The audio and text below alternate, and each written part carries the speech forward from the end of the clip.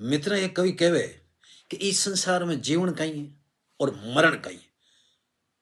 वो कवि कहवे दो बात अपन जान लेनी चाहिए कि अगर थारो इस संसार में यश है चारा खानी, जस है आप रो, तो आप जीवता। अगर आप रो चारा खानी अब जस हो रही हो, आपकी निंदा हो रही है, यश कीर्ति से जीविता, वो तो जीव तो है। और आप रो चारा खानी अपयश हो रही है, लोग आप लोग निंदा कर रही है, तो आप समझ लो आप मर चुका, आप जीवता नहीं हो। कभी आगे कहे कि भाई रावण है कुजस लेर गयो, करण है उजस लेर गयो, तो करण तो आज अमर है, करण री बेड़ा थिर है, प्रात गी पहर गी ठहर रवि जाएगी।